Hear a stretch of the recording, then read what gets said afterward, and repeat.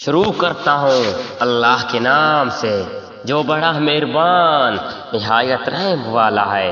آپ کہیے کہ کیا اللہ کے سوا جو کہ آسمانوں اور زمین کا پیدا کرنے والا ہے، جو کہ کھانے کو دیتا ہے اور اس کو کوئی کھانے کو نہیں دیتا، اور کسی کو معبود قرار دو۔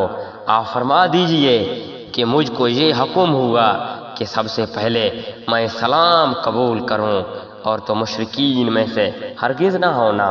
آپ کہہ دیجئے کہ میں اگر اپنے رب کا کہنا مانوں تو میں ہی ایک بڑے دن کے عذاب سے ڈرتا ہوں۔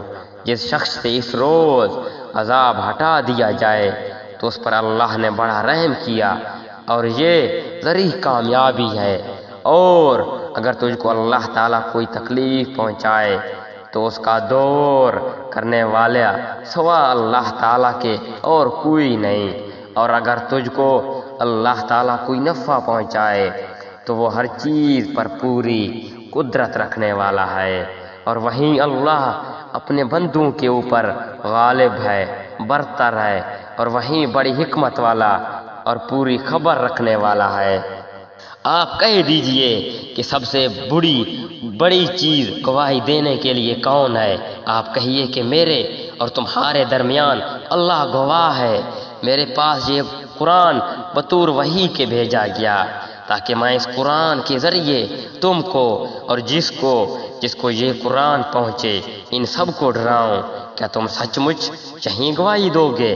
اللہ تعالیٰ کے ساتھ کچھ اور معبود بھی ہیں۔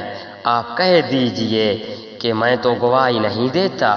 آپ فرما دیجئے کہ بس وہ ایک ہی معبود ہے، اور بے شک میں تمہارے شرک سے بیزار ہوں۔